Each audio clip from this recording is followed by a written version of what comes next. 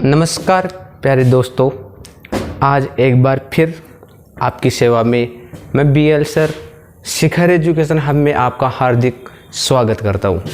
चलिए दोस्तों, अनुपात समानुपात की उसी श्रृंखला को आज एक बार फिर से उसी क्रम में आगे बढ़ाते हुए आपके साथ हाजिर है। मैं बीएल सर आपके सामने अनुपात समानुपात की उसी कंसेप्ट को दोबारा रिपीट कर रहा हूँ। ध्यान से समझिए मेरी बात को। हो सकता है कि आपके पास कुछ दिनों से मेरी वीडियो नहीं आ रही थी, किसी कारणवश हम थोड़ा अस्त व्यस्त थे। अब कोई काम नहीं है, अब बस रोज़ आपके लिए एक नई वीडियो आएंगी। हर एक कंसेप्ट को टाइप वाइज समझाया जाएगा और उसी टाइप वाइज आज मैं आपके सामने लेके आया हूँ अनुपात समानुपात की एक बेहतरीन टाइप, बंटवारे पर आधारित प्रश्न। जी हाँ, कौन सी टाइप? बंटवारे पर आधारित प्रश्न। बंटवारे पर आधारित प्रश्न के बारे में प्यारे विद्यार्थियों, आपको पहले तो ये ध्यान रखना है कि हम जो टॉपिक पढ़ रहे थे उस टॉपिक का नाम था अनुपात और समानुपात। कौन सा नाम था? अनुपात और समानुपात। इसी अनुपात और समानुपात प्रश्नावली में हमने सीखा था पहले वीडियो में। अगर किसी विद्यार्थी ने अनुपात समानुपात की पहली और दूसरी वीडियो नहीं देखी है तो कृपया वो आप इस शिखर एजुकेशन हब के चैनल पे जाइए और अनुपात समानुपात की पहली वीडियो को और दूसरी वीडियो को बिल्कुल क्रम से देखिए, तो आपको डेफिनेट 100% मेरा दावा है कि आपको ये अनुपात समानुपात का बंटवारे वाला टाइप भी बिल्कुल अच्छे से समझ में आने वाला है। समझ रहे मेरी बात को? तो इसी श्रृंखला में आज हम जो टाइप पढ़ने वाले हैं, ध्यान से समझिए। आज हम जो टाइप पढ़ने वाले हैं उसका जो नाम है वो नाम है बंटवारे पर आधारित प्रश्न। कौन से पर आधारित प्रश्न? बंटवारे पर आधारित प्रश्न। और प्यारे विद्यार्थियों, जो बंटवारे पर आधारित प्रश्न होते हैं उसमें कुछ नहीं होता है। हमें क्या करना होता है कि कुछ धन दिया हुआ होगा, उस धन को किसी सामूहिक रूप से 2 या 3 या 4 व्यक्तियों में अनुपातिक तौर पे हमें बांटना होता है। तो किस प्रकार हम बांटेंगे, आइए चलो सीखते हैं इसी कंसेप्ट के साथ। Okay, done. तो तैयार हो जाइए। एक क्वेश्चन आपके सामने ये रहा स्क्रीन पर, देखिए जरा। प्रश्न में लिखा हुआ है, मैं पढ़ के सुना देता हूं प्रश्न आपको। प्रश्न में लिखा हुआ है कि 1050 रुपये की राशि है। ध्यान से सुनिए दोस्तों, 1050 रुपये की जो राशि है वो ए में, बी में और सी में 3 व्यक्तियों की चर्चा कर रहा है। 1050 रुपये की चर्चा कर रहा है। 1050 रुपये को ए में, बी में और सी में इस प्रकार बांटा गया है। किस प्रकार बांटा गया? ध्यान समझो कि ए और बी का जो अनुपात है, प्यारे विद्यार्थियों, हमें ये दे रखा है कि ए और बी का जो अनुपात है, ए और बी का जो अनुपात है वो अनुपात दिया हुआ है 2:3। क्या अनुपात दिया हुआ है? 2:3। दोबारा समझिए, हमें इस पर्सन में कुल धन दिया हुआ है। कुल धन क्या दिया हुआ है? कुल धन। और कुल धन कितना दिया हुआ है? 1050 रुपये। कितने रुपए दिया हुआ है? 1050 रुपये। और इस 1050 रुपये को हमें 3 व्यक्तियों में डिवाइड करना है। 3 व्यक्तियों में हमें अलग अलग दिया हुआ है। ए अनुपात बी में जो धन का बंटवारा हुआ है वो 2:3 में हुआ है। और इसी प्रकार उसने यहाँ पर बी अनुपात सी में जो धन का बंटवारा किया है, उस बी अनुपात सी के जो अंश का अनुपात है वो 6:5 में है। याद करिए जरा, मैंने आपको ये एक टाइप पढ़ाई थी, बिखरे हुए अनुपातों को एक जगह करना। और बिखरे हुए अनुपातों को एक जगह करते हैं तो प्यारे विद्यार्थियों, मैंने एक उल्टा एन समझाया था। याद करिए, 5 को अगर मैं 3 से गुणा करूं, प्यारे विद्यार्थियों, मुझे ये ए और बी और सी का अनुपात चाहिए। इसने क्या किया एग्जामिनर ने कि इस पर्सन में ए और बी का अनुपात अलग दिया है, बी और सी का अनुपात अलग दिया है, और फिर हमें एबीसी बनाना है। तो एबीसी बनाने के लिए आप मुझे बताइए, अगर मैं 5 को 3 से गुणा करूँ तो सी का अनुमान आएगा 5 3 15। और बताइए, अगर मैं 6 को 3 को गुणा करूँ तो 6 3 18। और अगर मैं 6 को 2 को गुणा करूँ तो 6 2 12। मतलब आप इस बात को देख पा रहे होंगे कि ए का बी के सी के धन का जो बंटवारा हुआ है वो 12:18:15 में हुआ है। लेकिन भैया ध्यान से समझिए, जो 12, 18 और 15 ये तो आपस में कटता है। तो मैं 3 से काटने वाला हूँ। 3 का भाग 12 में जाएगा 4 बार, 3 चौक 12। और 3 का भाग इस 18 में जाएगा 6 बार, 3 6 18। और 3 का भाग 15 में जाएगा 5 बार, 3 5 15। मतलब मैं एक बात समझ पा रहा हूँ कि ए अनुपात बी अनुपात सी में जो धन का बंटवारा किया गया है वो 4:6:5 में दिया हुआ है। तो आपको क्या करना है कि ए को अगर 4 रुपये मिला, बी को अगर 6 रुपये मिला और सी को अगर 5 रुपये मिला, तो मेरे हिसाब से यहाँ पर जो कुल धन का बंटवारा हुआ है वो 6 और 5 और 11, मतलब कुल मिलाकर 15 रुपये का बंटवारा हुआ है। बात समझ रहे हो, मतलब हमें ये कहा गया है, ध्यान से समझिए, ए का धन 4 रुपये है, अनुपातिक तौर पे बात कर रहा है, बी का धन 6 रुपये, सी का धन 5 रुपये, तो कुल मिला के अनुपातों के हिसाब से 6 और 4 10 और 5 15 रुपये का धन का बंटवारा हुआ है। लेकिन प्यारे विद्यार्थियों, पर्सन में तो कुल धन एग्जामिनर ने 1050 दिया है। मतलब मैं यहाँ से कंटेंट लगाने वाला हूँ वैल्यू बराबर वैल्यू, और वैल्यू बराबर वैल्यू का मतलब होता है कि 15 की वैल्यू 1025 है, 1000 माफ करिए 1050 है, तो मैं ये कह सकता हूँ कि ये 70 गुना है। बात समझ रहे हो, मतलब 15 की वैल्यू 1050 है, तो आप ये समझ सकते हैं कि 15 को 1050 लिखा गया तो 70 गुना है। अगर ये बात नहीं समझ में आई है तो आप यूँ कर सकते हो कि 15 के बराबर होता है 1050, तो मैं ये करूँगा कि इसको काट दूंगा, 15 एकम 15 और 15 संते 105, तो बताओ ये जीरो बच रही है तो जीरो चिपका दूंगा यहाँ पर। तो बताइए एक की वैल्यू कितनी आई, 70, एक की वैल्यू 70 आई। अब प्यारे विद्यार्थियों, आपको एग्जामिनर की लास्ट वाली लाइन को, एग्जाम्पल की लास्ट वाली लाइन को ध्यानपूर्वक पढ़ना है। क्या पूछा गया है, इसने ऐसे पूछा गया कि एक का हिस्सा कितना रुपए है, तो आप ध्यान से देखिए एक का हिस्सा कितना रुपए है, 4 रुपए, जबकि एक की वैल्यू कितनी है, 70 है, तो बताओ एक की वैल्यू 70 है तो 4 की वैल्यू कितनी होगी, 7 चौक 28, मतलब 280 रुपए। It is the correct answer. बात समझ रहे हो, मतलब ये हमारा सही उत्तर है। एक को जो धन बांटा गया 1050 रुपये में से, वो एक का धन बांटा गया 280 रुपये। दोबारा समझिए, बात समझ में आई कि नहीं है मुझे, तो पहले तो ये बात बताइए, आप कमेंट बॉक्स में ज़रूर ये बात बताइएगा कि ये आपको मेथड पसंद आ रहा है या नहीं आ रहा है। मैं बिल्कुल डिटेल से आराम से पढ़ाने वाला हूँ आपको। अनुपात समानुपात टॉपिक में हम बंटवारे का टाइप पढ़ने वाले हैं, बंटवारे का टाइप पढ़ रहे हैं, और बंटवारे के टाइप में प्यारे विद्यार्थियों आपको वैल्यू पकड़नी है। वैल्यू कैसे पकड़नी है, ध्यान समझिए। इस पर्सन में हमें कुल धन दिया हुआ है 1050, बात समझ रहे हो। इस पर्सन में हमें ए अनुपात बी अनुपात सी में धन का जो बंटवारा हुआ है वो बंटवारा नहीं दिया हुआ है। एग्जामिनर ने क्या किया है, हमें ए अनुपात बी अलग दिया है, बी अनुपात सी अलग दिया है, तो हम क्या करेंगे, ए अनुपात बी से और बी अनुपात सी से एबीसी बनाएंगे। और एबीसी बनाने के लिए आपको मेरी पहली वाली वीडियो अच्छे से समझ में आ जानी चाहिए। पहली वाली वीडियो अगर आपने नहीं देखी तो अनुपात समानुपात का पार्ट फर्स्ट आप एक बार जरूर देखिए, उससे आपको एबीसी की वैल्यूज बनाना आएंगी। और फिर हम यहाँ से डायरेक्टली एबीसी का मान निकालेंगे 12 18 15, जो कि आपस में कट रहा था, और 3 से काट रहा था मैं, तो 3 चौक 12, 3 से 18, 3 पंजे 15 हुआ। तो मैं ये देख पा रहा हूँ कि ए का तो धन 4 रुपये है, बी का धन 6 रुपये, सी का धन 5 रुपये, मेरे हिसाब से कुल धन 15 रुपये है, जबकि एग्जामिनर ने तो 1050 रुपये दिया है। तो मैं समझ पाऊंगा वैल्यूज बराबर वैल्यू, मतलब 15 की वैल्यू 1050 है, तो आप डायरेक्टली मल्टीपल करिए माइंड में कि 15 को 1050 लिखा गया तो ये 70 गुना हो रहा है। और अगर ये बात समझ में नहीं है तो आप यहाँ देखिए 15 को 1050 लिखा गया, तो मैं इनको आपस में काटने वाला हूँ, 15 एकम 15 और 15 संते 105, मतलब 70 गुना है। अब भैया एक की वैल्यू 70 है, मुझे चाहिए एक का धन तो 4 है, तो बताओ एक की वैल्यू अगर 70 है तो 4 की वैल्यू चाहिए, तो 7 चौक 28, 280 रुपये हमारा धन हो जाएगा। समझ रहे हो बात को। इसी क्वेश्चन की श्रृंखला में कृपया इसको उतारिए, फटाफट आगे चलते हैं।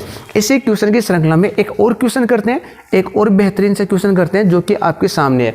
इसने थोड़ा सा आपकी बार एक क्वेश्चन और करते हैं आपके सामने। इसमें क्या किया है इसने कि आपको थोड़ा सा आपकी बार लैंग्वेजिक तौर पे अनुपात बनाने के लिए दिया गया है। समझ रहे हो बात को, अनुपात बना हुआ नहीं है, अनुपात बनाने पड़ेंगे हमारे को। और अनुपात कैसे बनाएंगे, आपके सामने क्वेश्चन करते हैं, ये रहा आपके सामने क्वेश्चन। समझ रहे हो, पर्सन देखिए 3 साझेदार हैं, बात समझ रहे हो, 3 साझेदार है ए और बी और सी, मतलब मैं यहाँ लिख देता हूँ कि 3 साझेदार है, ए है और एक बी है और एक सी है। इन 3 साझेदारों में धन का बंटवारा किस प्रकार किया गया है, ध्यान से समझिए। इन 3 साझेदारों में धन का बंटवारा किस प्रकार किया गया, लैंग्वेजिक ध्यानपूर्वक पढ़िए।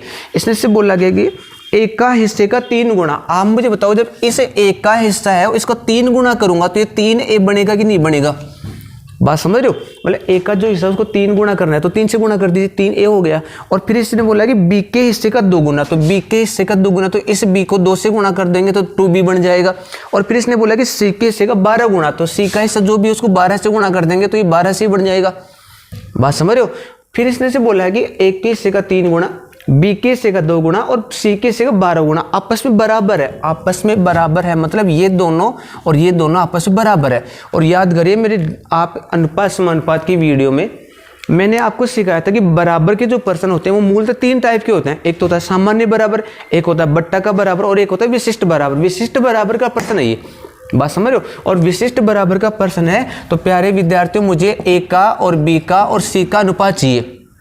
एक का बी का सी का अनुपात चाहिए। बताइए मुझे मान किसका चाहिए? एक का मान चाहिए। तो प्यारे विद्यार्थियों आप एक को तो ढक लो, एक को तो छोड़ो, एक का मान तो ढक लो और आप इन दोनों संख्याओं को मल्टीपल करके लिख दीजिए 12 दूनी 24। तो यहाँ पर ए का मान तो आया 24।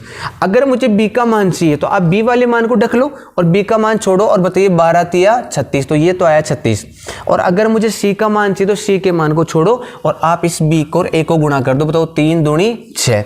अब आपको पूछा क्या गया, ध्यानपूर्वक समझिए, आपको ये पूछा गया है तो क्रम में से ए, बी और सी के लाभ का बंटवारा किस अनुपात में किया जाएगा? तो ये बंटवारा 24:36:6 में किया जाएगा। लेकिन ध्यानपूर्वक देखिए 24 और 36 और 6 तो आपस में कट रहा है, और जब ये आपस में कट रहा है तो इनको काट दीजिए। मैं काट रहा हूं, बताइए किस संख्या से काटूं? इनको 6 से काट देता हूं। 6 कम 6, 6 का भाग 36 में दीजिए 6 6 36 और 6 का भाग 24 में दीजिए 6 चौके 24। तो इनके धनों का जो बंटवारा किया जाएगा वो 4:6:1 में किया जाएगा। समझ रहे हो बात को? मतलब मुझे यहाँ पर लैंग्वेज के अकॉर्डिंग चलना था। लैंग्वेज के अकॉर्डिंग कैसे चलना था कि हमें ए और बी और सी में 3 साझेदार है, इनमें धनों का बंटवारा करवाया। किस रूप में करवाया ये बंटवारा? ध्यानपूर्वक समझिए। इसने जो धन का बंटवारा करवाया है, ये बंटवारा करवाया है कि इसने बोला कि एक के धन का तो 3 गुना करो आप। तो एक का धन जो भी था, मुझे पता नहीं कितना था, एक का धन 3 गुना करूंगा तो 3 ए हो जाएगा, बी का धन 2 गुना करूंगा तो 2 बी हो जाएगा, सी का धन 12 गुना करूंगा तो 12 सी हो जाएगा। और इसने बोला कि तीनों धन आपस में बराबर है। मैंने इनको बराबर कर दिया। अब बराबर कर दिया तो प्यारे विद्यार्थियों 3a बराबर 2b है, तो यहाँ से a अनुपात b निकल जाएगा 2:3 और 2b बराबर 12c है, तो यहाँ से निकल जाएगा 12:2। फिर उनको काटूंगा, फिर मिश्र समानुपात के अकॉर्डिंग आप इनका बिखरा हुआ रूप देखेंगे, फिर इनको वापस सॉर्ट करेंगे। इससे बढ़िया है ना कि आपको एक का मान चाहिए तो एक ही संख्या को छोड़ो, आप दोनों को मल्टीपल करके लिख दो 12 दूनी 24। बात समझ रहे हो? अगर मुझे बी का मान चाहिए तो बी के मान को छोड़ो और दोनों को गुणा करके लिख दो 12 तिया 36, और सी का मान चाहिए तो सी को छोड़ो 3 दूनी 6, और फिर ये आपस में कट जाएगा 4:6:1। ये हमारा उत्तर हो जाएगा। समझ रहे हो? तो इसी श्रृंखला में, इसी बंटवारे की श्रृंखला में एक और क्वेश्चन करते हैं, थोड़ा सा और बेहतरीन सा क्वेश्चन आपके सामने ये रहा स्क्रीन पर। समझ रहे हो? एक क्वेश्चन और देखिए, प्रश्न में दिया हुआ है, ध्यानपूर्वक देखिए। हम बैक टू बैक प्रश्न करने वाले कम से कम 8-10 क्वेश्चन लेकर के आया हूं मैं सिलेक्टेड। हर क्वेश्चन अलग अलग मेथड का मिलेगा, हर क्वेश्चन अलग अलग लैंग्वेजिक तौर पर बिखराव करता हुआ मिलेगा। तो आपको डरना नहीं है, थोड़ा ध्यानपूर्वक समझना है कैसे कैसे लैंग्वेजिक तौर पर मैं सिलेक्टेड क्वेश्चन लेके आया हूँ। 8-10 क्वेश्चन बैक टू बैक करने वाले हैं। तीसरा क्वेश्चन देखिए आपके सामने, ये स्क्रीन पर प्रश्न में पढ़ देता हूँ आपके सामने। प्रश्न में दिया हुआ है कि 300 रुपए की राशि है। प्यारे विद्यार्थियों, आपको यहाँ से एक बात तो समझ में आ रही होगी कि इस प्रश्न में जो कुल राशि दी हुई है या कुल धन दिया हुआ है वो कितने रुपए का दिया हुआ है? 300 रुपए का दिया हुआ है। मतलब वैल्यूज पकड़ने के लिए ये आपको ये संख्या ध्यान में रखनी है कि कुल धन हमें दिया हुआ है 300 रुपए। फिर इसने क्या बोला है? इसने ये बोला कि इस प्रकार बांटी गई है। बांटी किस में गई है? पी में बांटी गई है, क्यू में बांटी गई है और आर में बांटी गई है। 3 व्यक्तियों में बांटी गई है। पी क्यू आर में कुल राशि 300 रुपए को इस प्रकार बांटी गई है कि क्यू को, ध्यान से समझिए, इस क्यू को इस पी से 50 रुपए अधिक मिलते हैं। बात समझ रहे हो? इस क्यू को इस पी से 50 रुपए अधिक मिलते हैं। माफ करिए, गलती हो गई, 50 नहीं दिया हुआ, प्रश्न में 30 रुपए दिया हुआ है। मतलब इस क्यू को इस पी से 30 रुपए अधिक मिलते हैं। और फिर दिया हुआ कि आर को क्यू से 60 रुपए अधिक मिलते हैं। एक बात मुझे बताइए, अगर मैं आपके सामने इन तीनों प्रश्नों में, ध्यानपूर्वक देखिए, अगर मैं इन तीनों प्रश्नों में ये मानूंगी इस पी को x रुपए मिला होगा, x रुपए, समझ रहे हो बात को? मैंने ये माना कि इस पी को x रुपए मिला होगा, तो इस क्यू को इस पी से 30 रुपए अधिक मिलते हैं। मतलब मैं ये कह सकता हूं ना कि इसको तो x + 30 मिल रहा है। समझ रहे हो? मतलब अगर इसको x रुपए मिल रहा है तो इसको तो x + 30 मिलेगा ना, 30 रुपए अधिक मिलता है। किसको 30 रुपए अधिक मिलता है? लैंग्वेज पढ़िए, इस क्यू को मिलता है। और किससे अधिक मिलता है? P से अधिक मिलता है। तो P को अगर मान लो मैंने x रुपए माना है तो इस Q को x + 30 मिलेगा। अब लैंग्वेज ध्यानपूर्वक पढ़िए, R को Q से 60 रुपए अधिक मिलते हैं। मतलब मैं ये कह सकता हूं कि इस R को x + 30 तो मिलेंगे ही मिलेंगे। मतलब जो इस Q का धन है वो तो मिलेगा ही मिलेगा, लेकिन इस धन से 60 रुपए अधिक मिलते हैं। मतलब मैं इसको 60 रुपए और देने वाला हूं। समझ रहे हो? तो मैं यहां से कह दूंगा कि x रुपए को प्लस x + 30 को और प्लस x + 90 को अगर जोड़ें, 90 कहां से है? देखिए 60 और 30 को जोड़ने पर 90 होता है। तो आप अगर इन तीनों के धनों को जोड़ दें जोड़ दें तो कुल धन 300 होना चाहिए कि नहीं होना चाहिए। तो मैं कर दूंगा जी बराबर वैल्यू कुल धन 300, मतलब वैल्यू बराबर वैल्यू कुल धन के बराबर कुल धन। तो आप देख पा रहे होंगे कि 1x और 1x कुल मिला के कितने x हो गए 3x। एक भिंडी कुल कितनी भिंडी होगी 3 भिंडी। बात समझ रहे हो। तो यहाँ पर 1x और 1x जुड़ गया 3x हो गया। अब देखिए 90 और 30 को जोड़ूंगा तो ये प्लस में 120 हो जाएगा और बराबर में लिखा हुआ है 300। अब प्यारे विद्यार्थियों हमें मान किसका चाहिए 3x का, x का मान चाहिएगा। तो यहाँ पर प्लस का 120 उठेगा, उधर जाएगा पक्षांतरण होगा तो माइनस का हो जाएगा। तो यहाँ लिख देंगे 3x बराबर 1200, माफ करिए 300 माइनस 120 और 300 में से अगर 120 जाएगा तो 3x बराबर 180 आएगा। और भैया मुझे मान x का चाहिए तो x बराबर 3 से काट दूंगा, 3 6 18 मतलब x का मान 60 आया। बात समझ रहे हो। x का मान 60 है। पूछा क्या है, प्रश्न की लाइन को फोकस करिए। इसने ये पूछा है कि उनके हिस्सों का अनुपात ज्ञात करिए। प्यारे विद्यार्थियों उनके हिस्सों का अनुपात बताना है। तो आप ये समझ पा रहे हैं ना, p का धन है, q का धन है और r का धन है। p का धन मैंने x माना है, देखिए ध्यान से, p का धन x माना है और x का मान कितना है 60। x का मान अगर 60 आया तो बताइए q को तो x से क्षमा करिए q को तो p से 30 रुपये ज़्यादा मिलते हैं। 30 रुपये ज़्यादा मतलब इसको तो 90 रुपये मिलते हैं। बात समझ रहे हो, इसको तो 90 रुपये मिलते हैं, जबकि इसने इसे बोला कि इस R को इस Q से 60 रुपये और ज़्यादा मिलते हैं, मतलब इसको 150 रुपये मिलते हैं। समझ रहे हो। अब इसने क्या पूछा कि इनके धनों का अनुपात बताओ। तो अनुपात बना दूंगा 0 से 0 से 0 0 काट दूंगा और जब मैं इन तीनों संख्याओं में 0 0 काट पा रहा हूँ तो 3 से और कट जाएगा। 3 दूनी 6, 3 तिया 9 और 3 पंजू 15। ये हमारा आंसर। समझ पा रहे हो। मतलब इसने हमारे को ऐसा बोला है कि इस x को p से 30 रुपये ज़्यादा मिले, इस r को q से 60 रुपये ज़्यादा मिले। तो आप ये बात समझिए कि अगर मैंने इसको x रुपये का धन दिया है तो आप समझ जाएंगे इसको x प्लस 30 मिला होगा, 30 रुपये ज़्यादा मिले।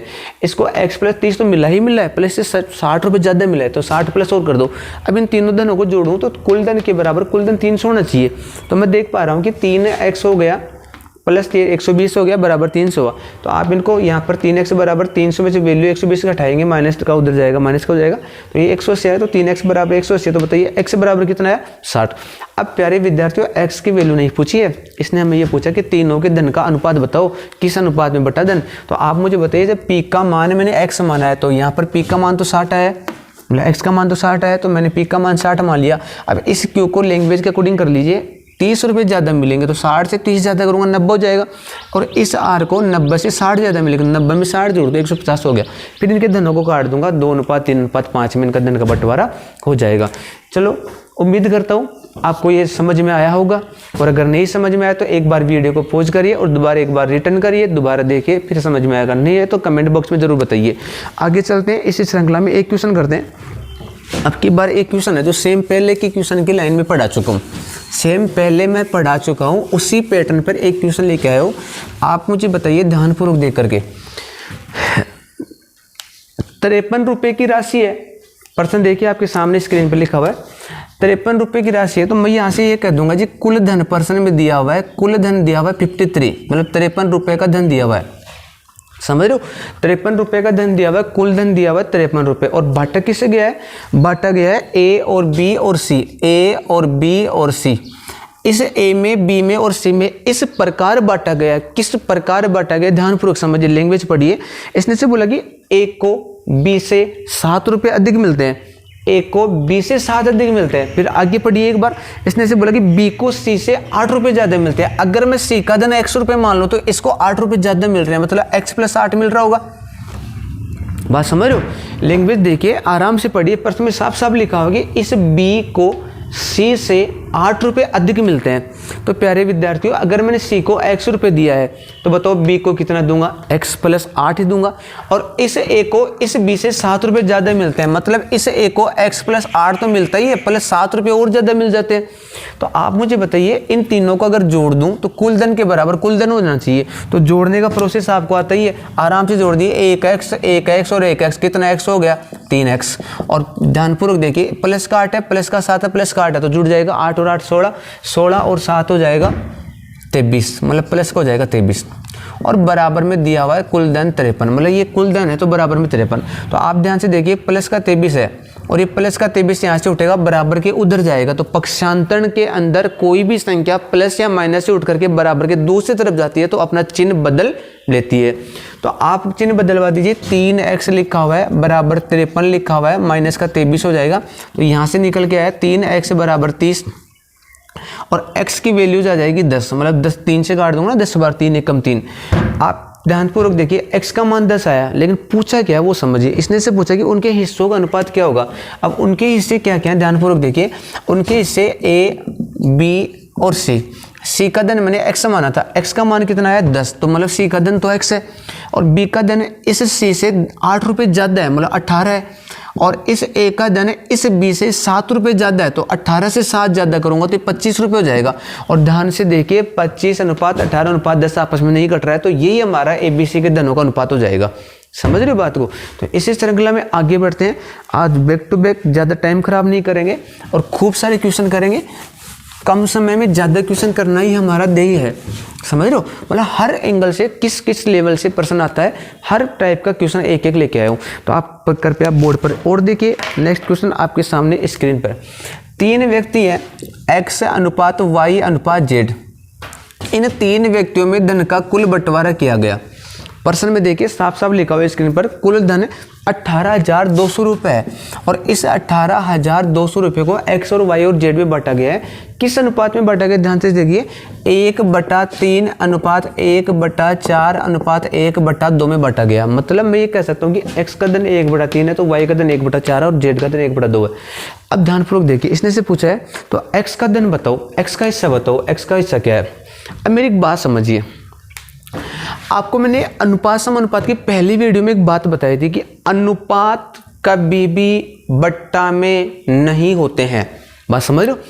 अगर अनुपात भिन्न में दिए हुए हो, बट्टा में दिए हुए हो, तो सबसे पहला स्टेप होता है कि उनका बट्टा हटाओ। आप इनको सामान्यतः संख्या में परिवर्तन करिए। तो आप क्या करें, एक ऐसी संख्या लो 3, 4 और 2, मतलब मैं ये कहूंगा जी 12 कहां से है, ध्यानपूर्वक समझिए। 3 का 4 का और 2 का लेस है, 3 का 4 का और 2 का जो लेस होगा वो 12 ही होगा। तो इससे 12 में 3 का भाग भी जाता है, 4 का भी जाता है और 2 का भी। इस 12 को तीनों से मल्टीपल कर दीजिए। इसको भी 12 से गुणा कर दो, इसको भी 12 से गुणा कर दो, इसको भी 12 से गुणा कर दो। और 12 से गुणा करने पर आप देख पा रहे होंगे ना, 3 तो 12 से कट गया 4 बार, तो ये तो आ गया x का मान 4, और 4 12 से कट गया 3 बार तो y का मान आ गया 3, और 12 से कट गया 6 बार तो इसका मतलब z का मान आ गया 6। समझ रहे हो। ये समझ में आया कि नहीं आया, मुझे ध्यानपूर्वक देख करके बताइए कि 1/3 1/4 1/2 के नीचे वाली संख्या, बट्टा के नीचे वाले हर 3 है 4 है 2, तो एक ऐसी संख्या मान लो जिसमें 3 का 4 का 2 का पूरा भाग चला जाए। तो मैंने वो संख्या ले ली, 3 और 4 और 2 का लेस 12 होता है। अब 12 को मैंने तीनों से मल्टीपल कर दिया। याद रखिए मैंने एक नोट बताया था कि अगर अनुपातों में एक संख्या के साथ जो क्रिया करता है वो सबके साथ ही करनी पड़ती है। तो यहाँ पर अगर मैंने इस संख्या को 1/3 को 12 से गुणा किया है, तो आप इसको भी 12 से गुणा करेंगे, इसको भी 12 से गुणा करेंगे। तो ऐसा करने पर कट जाएगा और कटने पर 4:3 आया।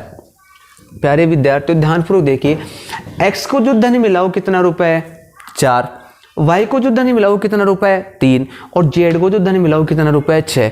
तो अब मैं क्या देख पा रहा हूं कि कुल मिला के धन 4 और 3 7 7 और 6 13 रुपए हो रहा है। मेरे हिसाब से कुल धन तो 13 रुपए हो रहा है, जबकि पर्सन में तो वैल्यू दी हुई है 18,200 की, जबकि पर्सन में वैल्यू दी हुई है 18,200 की। मतलब मैं ये कह सकता हूँ कि वैल्यू बराबर वैल्यू, कुल धन के बराबर कुल धन। तो आप मुझे एक बात बताइए, अगर 13 की वैल्यू 18,200 है तो 18 को 13 को काटूंगा, 13 एकम 13 और 13 एकम 13, यहाँ कितना बच गया 5, कितना उतारूं 2, तो कितना हो गया 52। पता लग रहा है 52 कहाँ से हुआ, यहाँ 5 बच गया, ये 2 इसके साथ उतार दूंगा तो 52 हो जाएगा ना। और 13 चौक 52, तो 2 0 चिपका दीजिए। बताओ एक की वैल्यू कितनी आई 1400, एक की वैल्यू 1400 है। लेकिन प्यारे विद्यार्थी इसने आपको पूछा क्या है, इस लाइन को ऊपर बिल्कुल फोकस करिए। इसने ये पूछा है कि x का धन हिस्सों में कितना है, तो x का धन तो 4 है और एक की वैल्यू 1400 है। तो मुझे बताओ x की वैल्यू 4 है तो 14 चौक 5600, मतलब x को जो धन मिलेगा वो 5600 रुपये मिलेगा। बात समझ रहे हो। एक्स को जो धन मिलेगा वो 5600 रुपये मिलेगा। दोबारा समझ लीजिए, अगर नहीं समझ में आया तो। मैं यहाँ से देख पा रहा हूँ कि यहाँ पे वो रूल काम करेगा, अनुपात कभी बट्टा में नहीं होते। अगर अनुपात बट्टा में है तो उनको बट्टा हटाओ, बट्टा हटाने के बाद में अनुपात बढ़ाओ। अनुपात बढ़ाने पर मैं देख पा रहा हूँ कि यहाँ पे कुल धन दिया हुआ है, कुल धन दिया हुआ तो कुल धन के बराबर कुल धन कर दिया। वैल्यू बराबर वैल्यू, मतलब कुल धन मेरे हिसाब से 13 रुपये हो रहा है, परसेंट में 18,200 रुपये हो रहा है। तो आप क्या करेंगे, 13 की वैल्यू 18,200, तो 1 की वैल्यू 1400 है। 1 की वैल्यू 1400 है तो बताइए 4 की वैल्यू चाहिए, तो 14 चौक 56, मतलब इसको मल्टीपल कर दूंगा। बात समझ रहे हो। इसी श्रृंखला में एक क्वेश्चन और करते हैं आपके सामने प्यारे विद्यार्थियों, एक और बेहतरीन सा क्वेश्चन और एक और खूबसूरत सा क्वेश्चन। ये रहा आपके बोर्ड पर, आपकी स्क्रीन पर, समझ रहे हो। देखिए प्रश्न में क्या लिखा हुआ है, मैं एक बार प्रश्न पढ़ देता हूँ, इतना तो हेल्प मैं आपका कर ही सकता हूँ, ध्यान से समझिए। इसने ऐसे बोला है 3 साझेदार हैं, ध्यानपूर्वक समझिए। प्रश्न बढ़िया है, बहुत ही अच्छा क्वेश्चन है, बहुत ही अच्छा क्वेश्चन है। देखिए इसमें इसके अलग अलग रास्ते हैं, इस प्रश्न को करने के अलग अलग रास्ते हैं। एक विद्यार्थी ऐसा होगा जो मतलब इसको भिन्नों के रूप में हल करेगा, और हम कैसे करेंगे, हम इस क्वेश्चन को किस प्रकार से टेक ओवर करने वाले हैं, ध्यानपूर्वक समझेंगे तो ही समझ में आएगा ये वाला तरीका। देखो 3 साझेदार हैं, मैंने कहा जी ए है, बी है और ये सी है, जो कि प्रश्न में दिया हुआ है। बात समझ लो, ए है, बी है और सी है, जो कि प्रश्न में दिया हुआ। 3 साझेदार है। प्रश्न क्या कह रहा है, ध्यानपूर्वक देखिए।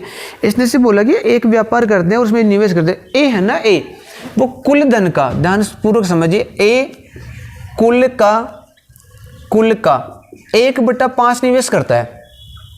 किसका 1/5 करता है, कुल का करता है। इस कुल का 1/5 का मतलब हुआ कि अगर कुल धन 5 है, बात समझ रहे हो, अगर कुल धन 5 है तो एक कितना निवेश करेगा, 1।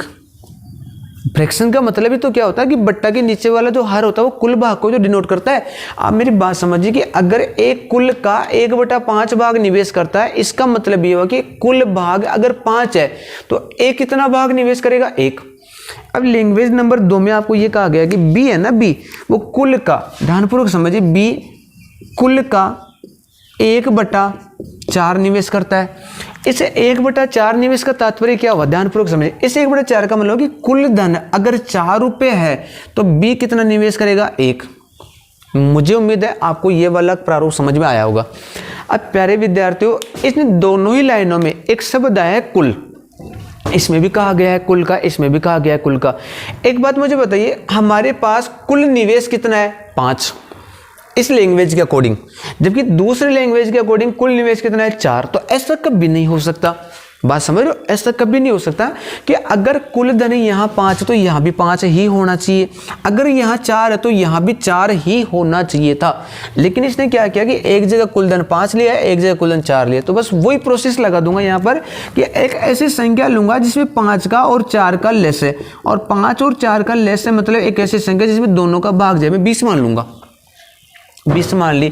अब प्यारे विद्यार्थियों, अगर मैंने कुल धन 20 रुपए लिया है तो ये जो ए है ना, ये तो कुल का 1/5 काम में लेता है, मतलब 5 का, क्षमा करिए, 20 का 1/5 निकालूंगा तो 5 चौक 20 और 4 एकम 4, मतलब जो एक को धन मिला है वो 4 मिला है। मतलब मैंने क्या किया कि ए और बी और सी तीनों का धन 20 रुपये माना है, 20 माना है। कुल धन अगर मैंने 20 माना है तो एक को जो धन मिला है वो कुल का 1/5 मिला है, मतलब कुल धन 5 है तो 1 मिला है, तो कुल धन 20 है तो 1 की वैल्यू 4 हो जाएगी। बात समझ रहे हो। अब बी है, बी, उस बी को भी कुल धन का 1/4 मिला है, तो कुल धन तो 20 है तो 4 का भाग 20 में 5 बार जाएगा। मतलब मैं ये समझ गया कि बी को 5 मिल रहा है, तो यहाँ पर मैं लिख दूंगा जी बी का धन है वो तो 5 है। अब मुझे एक बात समझ के बताइए, इस ए में और बी में और सी में कुल कितना धन बंटवारा किया गया, 20 रुपए का। 20 रुपए में से ए को कितना मिल गया, 4, बी को कितना मिल गया, 5। तो एक बात बताइए कि अगर टोटल धन 20 है, 20 में से 5 और 4 9 तो इनको मिल गया, और जब 9 इनको मिल गया तो सी को कितना मिलेगा, 11। और यही इस प्रश्न का उत्तर है। समझ रहे हो, एक बेहतरीन सा क्वेश्चन था। आप एक बार दोबारा समझिए, मैं एक बार दोबारा रिपीट कर देता हूँ, सुनिए ध्यानपूर्वक। हमें ये कहा गया कि एक 3 व्यापार है, उसमें 3 साझेदार है ए बी सी। उन तीनों साझेदार में ए है ना, एक कुल धन का 1/5 भाग निवेश करता है, बी कुल धन का 1/4 भाग निवेश करता है। तो आप एक बात समझिए कि अगर ये 1/5 निवेश करता है, ये 1/4 निवेश करता है, मतलब ये कुल धन 4 है, ये कुल धन तो 5 है, तो आप क्या करेंगे कि कुल धन 5 की जगह 4 की जगह 20 मान लो। 20 कहाँ से आएगा? एक ऐसी संख्या जिसमें 5 का और 4 का पूरा पूरा भाग जाए। बात समझ रहे हो? तो मैंने क्या किया, 20 लिया। 20 लेते 1/5 को 20 के काटूंगा 4 है, 1/4 को 20 को काटूंगा तो 5 है। तो इसका मतलब मैं समझ पा रहा हूँ कि ए का धन 4 रुपए है, बी का धन 5 रुपए, टोटल धन 20 रुपए। तो 20 रुपए के धन में से अगर इसको 4 मिला है, इसको 5 मिला, तो 5 और 4 9 तो इनको मिल गया, तो बच गया जो किसको मिलेगा? सी को मिलेगा। और ये इन तीनों के व्यक्तियों के धनों का क्या है? अनुपात है। बात समझ रहे हो? तो इसी श्रृंखला में एक और बेहतरीन से क्वेश्चन करते हैं, आप ध्यानपूर्वक समझिए। देखो अब की बार है ना 4 व्यक्ति आए हैं, और प्यारे विद्यार्थियों अगर एग्जाम में 4 व्यक्ति आ जाएं तो आपको डरना नहीं है, हौसला रखना है। कुल मिला के आपको वैल्यूज बराबर वैल्यूज पकड़नी है। एक क्वेश्चन आपके सामने देखिए, ए और बी और सी और डी, अब की बार 4 व्यक्तियों की चर्चा हो रही है। मैं लिख देता हूँ, ए में, बी में, सी में और डी में 4 व्यक्तियों की बात कर रहा है। 4 व्यक्तियों में ए बी सी में धन का बंटवारा किया गया। किस अनुपात में किया गया? ध्यानपूर्वक समझिए। बंटवारा किया गया जी 7, 6, 3, 5 में।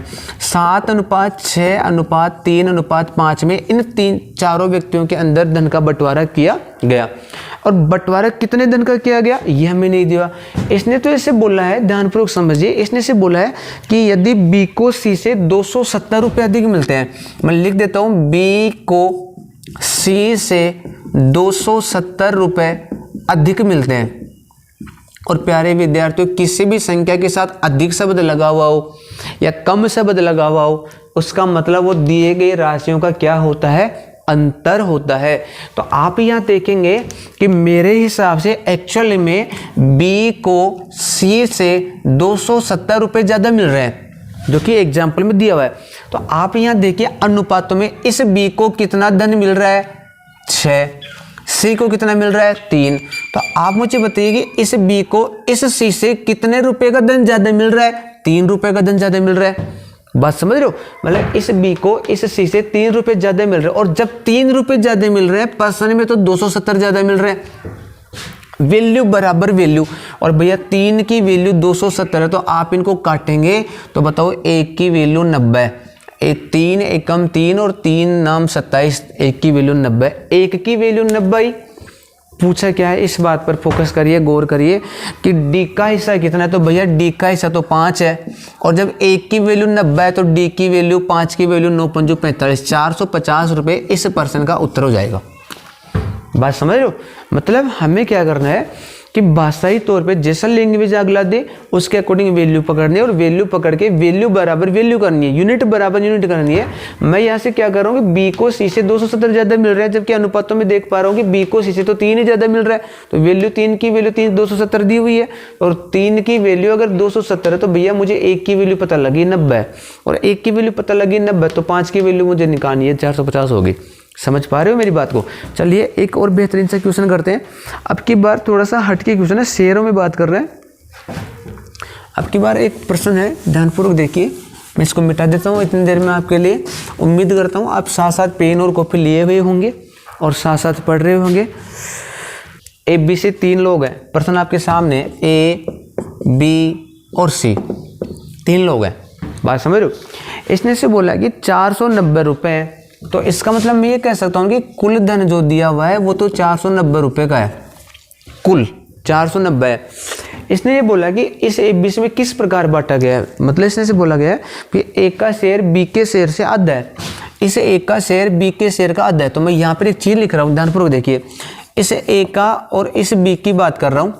ए का शेयर बी के शेयर का आधा है, तो इसका मतलब 1:2 है। बात समझ रहे हो? बी का अगर 2 है तो 1 आधा हुआ कि नहीं हुआ? 2 से आधा एक ही होता है।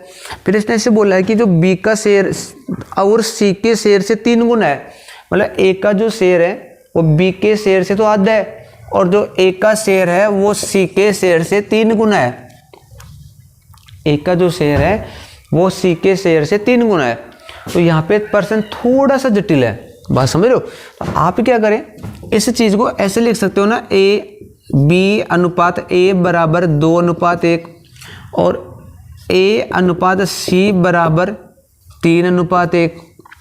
तो मैं देख पा रहा हूँ ना, यहाँ से ए अनुपात बी अनुपात सी जो निकल के आएगा वो आएगा 1:3:6। गलत कर दिया, गलत कर दिया, माफ़ करिए, गलत कर दिया हमने। ये जो ABC आया ना, ये ABC नहीं आया, ये BAC आया, BAC आया, समझ रहे हो। और जब ये BAC आया तो भैया BAC हमें तो चाहिए ABC, तो A का मान तो 3 है, मैं 3 उठा लूँगा। B का मान 6 है तो मैं 6 उठा लूँगा। C का मान 1 है तो मैं 1 उठा लूँगा। बात समझ रहे हो। अब लैंग्वेज को एक बार वापस स्केच करिए। इसने से बोला कि A का जो धन है वो B के धन का आधा है, तो देखिए जरा 6 का आधा 3 होता है। इसने से बोला कि A का धन है वो C के धन का 3 गुना है, तो 1 का 3 गुना भी हो रहा है। बात समझ रहे हो। तो अब मैं देख पा रहा हूँ कि इनका जो धन है वो 6, 3, 9 और 1 10 हो रहा है, जबकि परसेंट में तो 10 की वैल्यू 449, माफ करिए 490 है, तो मैं 0 से 0 काट दूंगा तो 1 की वैल्यू 49 है और 1 की वैल्यू 49। C का धन पूछा गया, C का धन ही 49 रुपये, यही हमारा उत्तर हो गया। समझ रहे हो। C का धन पूछा गया तो C का धन 49 रुपये ही हमारा उत्तर हो गया। अगर ये नहीं समझ में आया तो कोई बात नहीं, एक बार दोबारा इस वीडियो को चालू करके देखिएगा, एक बार और रो करके देखिएगा, फिर भी नहीं समझ में आया तो और नए नए बेहतरीन कंसेप्ट सीखेंगे। एक क्वेश्चन और करते हैं, देखिए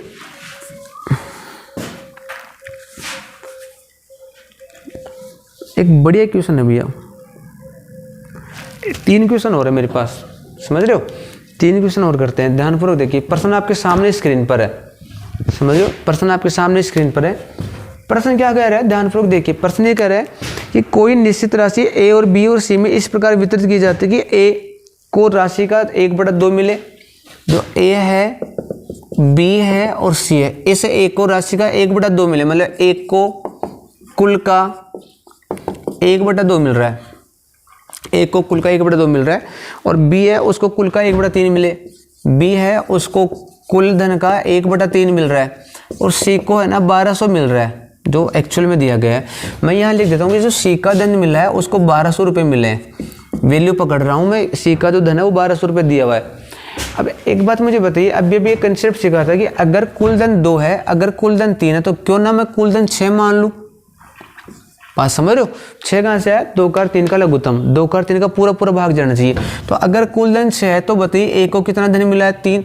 अगर कुल धन 3 है तो इस B को कितना धन मिला है बताइए, 2। और जब इसको 3 मिला है, इसको 2 मिला है, तो सीधी सी बात है 6 में से 3 और 2 5 तो मिल गया, 1 और मिलेगा इसको। और इस प्रश्न में इस 1 की वैल्यू ही 1200 है, समझ रहे हो। इस 1 की वैल्यू ही 1200 है। अब पूछ क्या रहे तो 1 को कितनी राशि मिलेगी, तो बताओ 1 की वैल्यू अगर 1200 है तो भैया मुझे 3 की वैल्यू चाहिए, 12 3 3600। बात समझ रहे हो। 1 की वैल्यू अगर 1200 है तो 3 की वैल्यू चाहिए 12 3 3600, मतलब मैं इसको 1200 से गुणा कर दूंगा तो 12 3 3600 हो जाएगा। एक पेन अगर 300 क्षमा करो 1200 रुपये का है तो 3 पेन चाहिए 3600, और यही हमारा इस प्रश्न का उत्तर है। चंद सेकंड लगेंगे। अगर ये वाला मेथड सीखा है तो, नहीं सीखा तो एक बार दोबारा कोशिश करिए, नहीं समझ में तो फिर मुझे कमेंट बॉक्स में कमेंट करके बताइए, मैं एक बार इस प्रारूप को दोबारा समझा दूंगा। इसी श्रृंखला में आगे चलते हैं। एक क्वेश्चन हो रहा है गलती का। ये गलती वाला जो क्वेश्चन ये बहुत बार एग्जाम में आता है, समझ रहे हो। ये गलती वाला जो क्वेश्चन है ये बहुत बार ही एग्जाम में आता है। प्यारे विद्यार्थियों, 3 आदमी है ABC। प्रश्न देखिए आपके सामने लिखा हुआ है A/B/C, 3 आदमी है। इन तीनों आदमियों में कुल धन का बंटवारा करना था और कुल धन था 555। समझ पा रहे हो मेरी बात को। लेकिन अब भी आदमी तो वही 3 है, A, B और C, और अब भी धन तो वही है कुल 555। समझ रहे हो क्या कह रहा है, ध्यानपूर्वक समझिए। इसने से बोला है कि 555 रुपये की राशि को ABC में 1/2, माफ करिए 1/4 अनुपात 1/5 अनुपात 1/6 में बांटा जाना था। मतलब ये होना चाहिए था, बंटवारा तो ये होना चाहिए था। एग्जामिनर ने क्या किया, गलती से 4/5/6 में बांट दिया। अब यहाँ से कंटेंट याद आ जाना चाहिए। बताइए अनुपात कभी बट्टा में होते हैं, नहीं होते हैं। अनुपात कभी बट्टा में नहीं होते तो आप क्या करें, 4 का 5 का और 6 का लैसे ले लीजिए, और लैसे लेंगे तो इन तीनों संख्याओं का जो लैस आएगा वो 60 आएगा। 60 कहाँ से पता लग गया, 4 5 और 6 का पूरा पूरा भाग जाना चाहिए। तो मैं क्या करूँगा, इसको 60 से गुणा कर दूंगा, इसको 60 से गुणा कर दूंगा, इसको भी 60 से गुणा कर दूंगा। और 60 से गुणा करने पर आप देख पा रहे हैं ना, ये 15 बार कटेगा, ये 12 बार कटेगा और ये 10 बार कटेगा। तो मैं चाह रहा हूँ कि A को जो धन मिल रहा है वो 15 मिल रहा है, B को जो धन मिल रहा है वो 12 मिल रहा है, C को जो धन मिल रहा है 10 मिल रहा है। तो मेरे हिसाब से कुल धन 15 और 10 25, 10 35 37 हो रहा है। 37, जबकि पर्सन में जो धन दिया हुआ है वो 555 दिया हुआ है।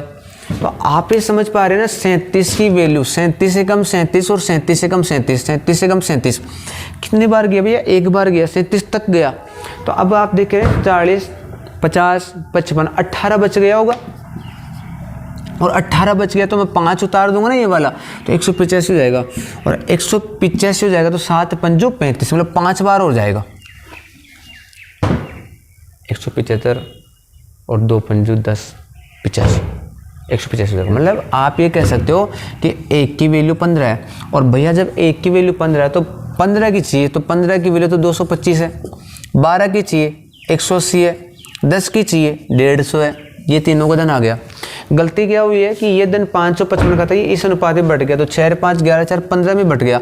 और जब 15 की वैल्यू 555 है तो आप काट दीजिए, 15 कम 15, 15 थी 45 और 15 संते 105। 1 की वैल्यू 37 है, और 1 की वैल्यू अगर 37 है तो आप देख पा रहे होंगे मुझे 4 की वैल्यू चाहिए, तो मैं क्या करूँगा कि 1 की वैल्यू 37 है तो 37 को 4 से गुणा कर दूंगा, तो 7 चौक 28 हासिल 2, और 4 थी 12, 12 और 13 14, 148 रुपये धन मिलेगा एक को। और बी का धन निकालना है तो 37 को 5 से गुणा करना पड़ेगा ना, तो 7 पंजो 35 हासिल 3 बची, 5 थी 15, 16, 17, 18, 185 रुपये उत्तर आया इसका। इस सी का जो धन है वो 6, 37 की वैल्यू, 1 की वैल्यू 37 है, 6 की वैल्यू चाहिए, तो 7 6 42 हासिल 4 बची, 6 थी 18, 18 और 4 22, मतलब इस सी को जो धन मिला है वो 222 रुपये मिला है। अब आप आराम से तुलना करके देखिए, इसने पूछा यह है कि सबसे सी को कितनी राशि अधिक मिली है, तो सी को यहाँ पे 150 मिल रहा था, यहाँ पे 222 मिल रहा है, तो इसका मतलब इस सी को इस 150 से 50 और 20 70 72 रुपये अधिक मिला है। कितना रुपये अधिक मिला है? 72 रुपये अधिक मिला। देखिए option number D, option number D में हमारा उत्तर होगा। चलिए एक क्वेश्चन और करते हैं, बहुत ही खूबसूरत सा, ये गलती वाला क्वेश्चन है, काफ़ी बार एग्जाम में आता है, एक बार इसको और क्लियर कर लेना आप। देखिए अब जो क्वेश्चन है एक लास्ट क्वेश्चन करवा रहा हूँ, आप ध्यानपूर्वक देखिए। लास्ट क्वेश्चन है बंटवारे का, और इसके बाद में हम बंटवारे से विदा लेते हैं। तो एक क्वेश्चन है, ध्यानपूर्वक देखिए, ये लैंग्वेजिक तौर पे थोड़ा सा गुमराह करने वाला प्रश्न है, और कोई हार्ड क्वेश्चन नहीं है भैया, आप मेरी बात को ध्यानपूर्वक सुनिए। गुमराह करने वाला प्रश्न है। प्रश्न क्या दिया हुआ है आपके सामने स्क्रीन पर दिया हुआ है, देखिए बोर्ड पर जरा, मैं प्रश्न पढ़ देता हूँ, ध्यानपूर्वक सुनिए। प्रश्न में क्या लिखा हुआ है कि 4830 रुपये की राशि है। प्यारे विद्यार्थियों, कुल राशि इस प्रश्न में स्टार्टिंग में दे दी है कि 4830 रुपये का धन है कुल, और इस 4830 रुपये को 3 व्यक्तियों में बांटा गया है, ए में बांटा गया है, बी में बांटा गया है और सी में बांटा गया है। कैसे बांटा गया है कि इनके भागों में से क्रम से 5 रुपये, 10 रुपये और 15 रुपये कम कर दिए जाए, मतलब इस ए के धन में से 5 रुपये कम कर दिए जाए, इस बी के धन में से 10 रुपये कम कर दिए जाए, और इस सी के धन में से 15 रुपये कम कर दिए जाए, तो फिर इनके धनों का जो अनुपात है वो 3:4:5 रह जाता है। एक बात मुझे बताइए, ध्यानपूर्वक समझ गए कि इन तीनों में धन कितना बांटा गया? 4830। और ये जो अनुपात रहा ना 3 4 5, ये अनुपात कब रहा? जब इनके धनों में से ये रुपए कम कर दिए, हटा दिए। तो मुझे बताइए मैंने इन तीनों के कुल कितने रुपए हटाए हैं? 15 और 10 25 और 5 30 रुपए हटाए। तो आप क्या करें, इस 30 को पहले ही हटा दो, इस 30 को पहले ही हटा दो, तो इसका मतलब जो धन का बंटवारा हुआ वो अब कितने रुपए का रह गया? 4800 का रह गया। अब जो धन का बंटवारा रह गया वो 4800 का रह गया। 4800 का जो धन है वो 3 और 4 और 5 में बटा है, तो मैं देख पा रहा हूँ कि 5 और 4 9 और 3 12, मेरे हिसाब से कुल धन 12 है, जबकि पर्सन में कुल धन 4800 है, तो 12 कम 12, 12 चौक 48, एक की वैल्यू 400 है, और एक की वैल्यू 400 है, तो आपको पूछा क्या गया, वो फोकस करिए, पी का भाग कितना है, माफ करिए इसमें पी क्यू आर था क्या, तो कोई बात नहीं, एबीसी की जगह पी क्यू आर मान लो, इसको पी मान लो, इसको क्यू मान लो, इसको आर मान लो, कोई फर्क नहीं पड़ेगा नामों से। तो पी क्यू आर में पी का भाग पूछे, पी का भाग तो 3 है, तो 4 को 3 से गुणा करूँगा, 4 से 1200 रुपये उत्तर आएगा। और हो सकता है कि आपको पहले ही ऑप्शन 1200 मिले, तो 1200 ऑप्शन है क्या? है। ऑप्शन नंबर डी 4 1200 है, जो कि गलत है। आप मुझे बताइए इसका जो धन है ये 1200 कब रहा? ये धन 5 रुपये कम करने के बाद रहा, इसका मतलब इसको ये 5 रुपये वापस दो भैया, और 5 रुपये वापस दूंगा तो इस एक को, इस पी को धन कितना मिला था? 1205, और यही हमारा उत्तर है। समझ रहे हो? मतलब कुछ नहीं करना है, थोड़ा सा केयरफुली प्रश्न को ध्यानपूर्वक पढ़ना है। पी क्यू आर में 3 व्यक्तियों में धन का बंटवारा किया गया 4830 का, कैसे किया गया? ऐसे किया गया कि इसका धन तो 5 कम कर दिया, इसका धन 10 कम कर दिया, इसका धन 15 कम कर दिया, और तीनों के धन में ये धन कम करने के बाद में जो अनुपात बना इनके धनों का वो 3:4:5 बना। और 3:4:5 बना तो मैं देख पा रहा हूँ कि 5, 10 और 15 कुल मिला के 30 रुपये कम किए गए। तो मैंने यहीं पे 30 कम कर दिया, और यहीं पे 30 कम कर दिया तो कुल धन 4800 बच गया। 4830 पहले था, 30 कम करने के बाद 4800 बच गया। तो आप देख पा रहे हो ना कि अगर मैं चाहता हूं कि PQR का कुल धन 12 है तो परसेंट में तो 4800 है, तो वैल्यू बराबर वैल्यू, 12 की वैल्यू 4800, तो 1 की वैल्यू 400 है, 1 की वैल्यू 400 है, तो आपको एक P की वैल्यू चाहिए, P की वैल्यू तो 3 है, तो 3 को 12 से गुणा कर दीजिए, 4 से गुणा कर दीजिए, 4 3 1200 आया। अब भैया ऑप्शन क्या करेगा, एग्जामिनर गलत वाले भी देता है। ऑप्शन डी में 1200 भी है जो कि आपके सामने लिखा हुआ है, ऑप्शन डी में 1200, लेकिन हमें 1200 को टिक नहीं लगाना है, क्योंकि ये 1200 कब रहा है, ये 1200 तो इसके धन में 5 रुपए कम करने के बाद रहा है। तो आप क्या करें, इसको 5 रुपए वापस दे दो, वापस दूंगा तो इस पीक को जो धन मिला था वो 1205 रुपए मिला था। समझ रहे हो? चलिए इसी के साथ मैं विदा लेता हूं, आज के लिए बस इतना ही। कल फिर मिलते हैं एक और बेहतरीन से कंसेप्ट के साथ। बंटवारे के मुझे जितने भी टाइप बताने थे मोस्टली मैंने हर एंगल का 1-1% करवाया है। इसी प्रकार कल फिर करेंगे बैक टू बैक 5 या 10 क्वेश्चन और। चलिए आज के लिए विदा लेता हूं, आप अपना ख्याल रखिए, स्वस्थ रहिए, मस्त रहिए। धन्यवाद, टेक केयर।